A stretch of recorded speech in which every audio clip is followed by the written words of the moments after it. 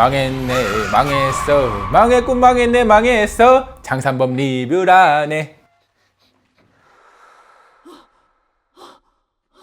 준이야. 야 이거 호러 인트로 쓰지마 그냥 인트로 써. 몇 년 전 아들을 잃은 희연의 가족은 장산으로 이사를 옵니다. 그런데 그 집 근처에 수상한 동굴이 있는데요. 그곳에서 무서운 존재가 희연의 가족들을 괴롭힙니다. 그리고 갑자기 희연 앞에 나타난 미스테리한 소녀. 과연 소녀의 정체는 무엇이고 나발이고 간에 간만의 망작 리뷰입니다. 누구야? 안녕하세요. 같이 영화 보는 남자 엉찐입니다. 오늘처럼 또 기분 좋은 날이 없네요. 일단 오늘 리뷰해드릴 영화는 장산범입니다. 이 영화를 보면서 간만에 이렇게 영화 중간에 극장을 나가고 싶어지는 거는 참 오랜만이었습니다. 일단 뭐부터 좀 얘기를 해볼까요? 소재, 연기, 연출, 촬영, 음악, CG, 스토리 전체적으로 다 일단 이 영화는 소리가 주는 공포라고 이제 홍보를 했는데 전혀 그렇지 않아요. 소리로는 공포를 전혀 주지를 못하고 있습니다. 물론 뭐가 이렇게 튀어나올 때 갑자기 하는 이제 사운드 이펙트를 엄청나게 줘서 소리로 놀래키기는 하지만 전체적으로 소리가 관객들을 무섭게 하지는 않고 있어요. 영화가 도대체 얼마나 안 무서웠으면 그 영화 장면과 장면 사이에 브릿지처럼 어떤 인서트 장면들이 들어가는데 거기에 갑자기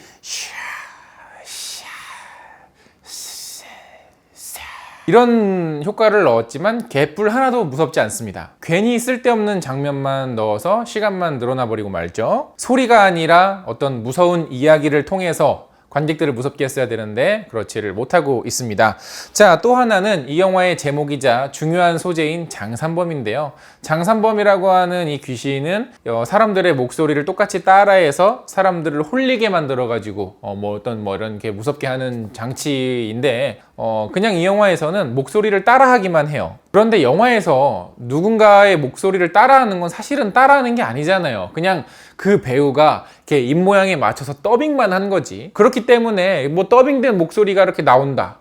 그거 자체는 무섭지 않습니다. 그러니까 이렇게 사람을 흉내를 내서 그 주인공을 홀리게 만들어서 무서운 상황이나 무서운 장면을 만들어야 되는데 그냥 갑자기 목소리를 따라해요. 그러면 관객들이 무서울 줄 알았나 봐요. 그냥 더빙한 게 뭐가 무서워? 또 영화에 공포의 소품으로 등장하는 것 중에 하나가 바로 거울입니다. 목소리가 청각적인 공포의 소재로 쓰였다면 물론 전혀 그렇지 못했지만 거울은 시각적인 공포의 소재로 쓰였어요. 하지만 마찬가지로 전혀 그렇지 못하고 있죠?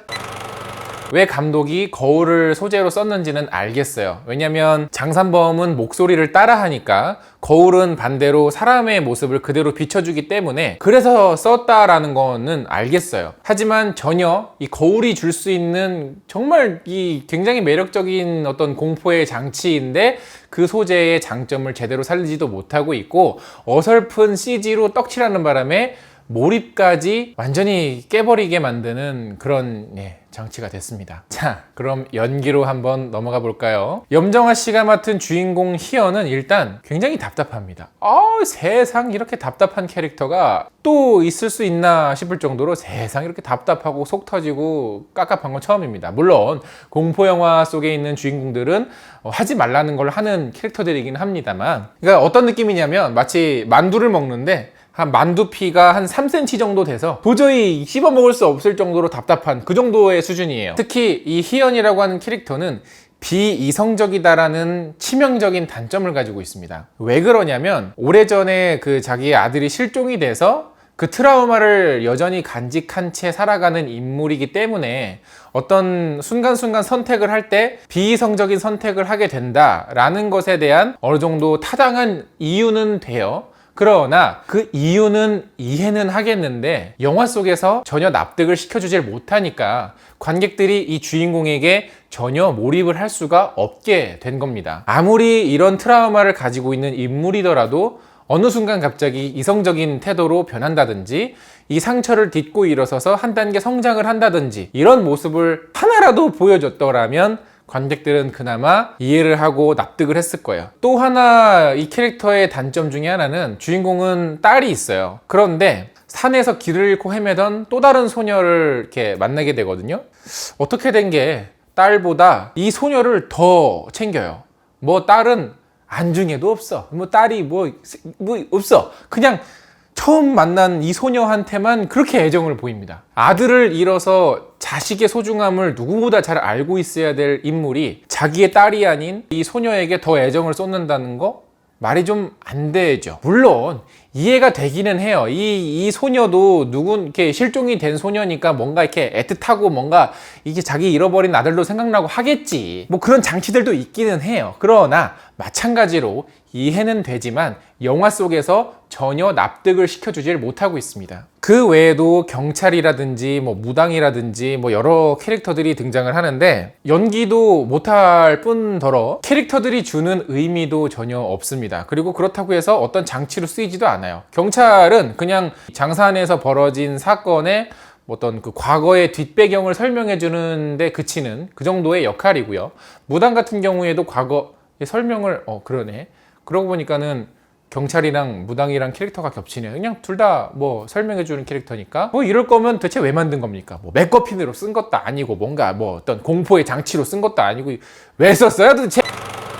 하여간 이건 시나리오의 문제죠. 거기다가 모든 배우들의 연기가 너무나도 뻣뻣해서 호러 영화기는 하지만 그 특유의 이질감을 주려고 했던 의도가 있었는지 없었는지는 모르겠습니다만은 현실감을 느끼기가 부족해서 영화에 도대체 몰입을 할 수가 없었어요. 또 음악 같은 경우에는 영화가 무섭지가 않기 때문에 음악이라도 무서워야 돼 라는 어떤 강박증이 느껴졌습니다. 그냥 그 바닥에 깨져 있는 유리 조각을 클로즈업해서 찍는데 갑자기 음악이 무서워져. 갑자기 음악 혼자 비장해져. 갑자기 음악이 혼자 막 그런데 문제는 마찬가지로 그 무서운 의도가 전혀 전달이 안 된다는 거죠. 촬영이나 편집도 매끄럽지가 못합니다.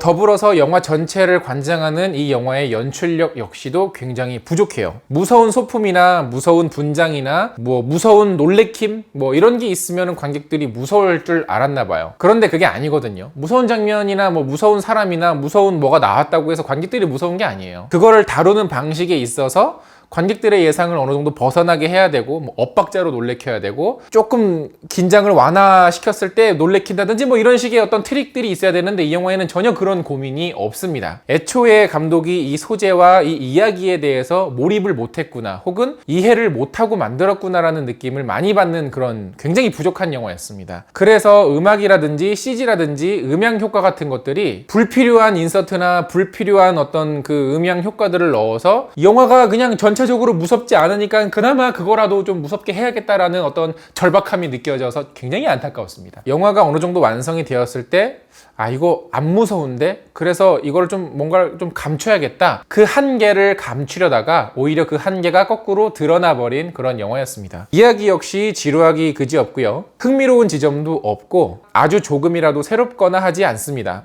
예전에 에나벨 인형의 주인 리뷰에서는 어느 분께서 저는 무서운 장면이 나올 때 무섭지 않고 우스웠어요 라고 얘기를 하신 분이 계셨는데 저는 그게 이해가 안 됐거든요. 그러나 이 영화 장산범을 보면서 그게 이해가 됐습니다. 나중에는 우습더라고요. 웃긴 게 아니라 우스워요. 그냥 참나 어이가 없어. 이건 뭐 총체적 난국입니다. 뭐 소재도 제대로 살리지를 못했고 영화도 모르겠어요. 이 영화는 그냥 단점이 차고 넘치는 영화입니다. 제가 이게 아무리 단점이 많은 영화여도 혹시라도 뭔가 조금 건질 건덕지는 있지 않을까 하면서 굉장히 관찰을 하면서 봤는데 뭐 없어요. 뭐 개뿔 없어. 그리고 또 하나 이 영화를 통해서 참 안타깝게 느낀 거는 뭐냐면 한국 영화에서 SF나 호러 장르의 영화가 만들어지면 그 특유의 그 오글거림이 있잖아요. 현실성 없는 대사들, 현실성 없는 리액션들, 현실성 없는 그 아주 그냥 굉장히 부자연스러운 어떤 그 조화들을 참 다루지를 못하고 있어서 한국의 호러 영화나 SF 장르에 대해서 좀 이해도가 좀 높은 사람들이 좀 만들어졌으면 좋겠다라는 생각을 좀 간절히 해봅니다. 그래도 다행인 건 여러분들께 참 즐겁게 망작 리뷰를 하게 돼서 차라리 리얼을 보세요. 리얼을 보라고? 진짜 영화 보고 오신 분들 안타깝지만 영화에 대한 의견 댓글로 많이 달아주시고요. 영상 좋았으면 좋아요 누르는 거 잊지 마시고 구독 버튼 아직 안 누르셨으면 구독 버튼 꼭꼭 눌러주세요. 그러면 저 엉준이 앞으로 영화 리뷰를 하는 데 있어서 정말 큰 도움이 된답니다. 그러면 전 다음에 더 재밌는 영화 리뷰로 찾아뵙겠습니다. 그럼 전 다음에 만나요. 안녕. 이 영화 보고 나와서 집에 오니까 케이블 TV에서 불신지옥 하더라고요. 아우, 불신지옥 너무 재밌어요. 예. 여러분 불신지옥 보세요. 그 호러 강추. 옛날부터 저 추천했던 영화 강추. 예. 그 영화 감독님이 불신지옥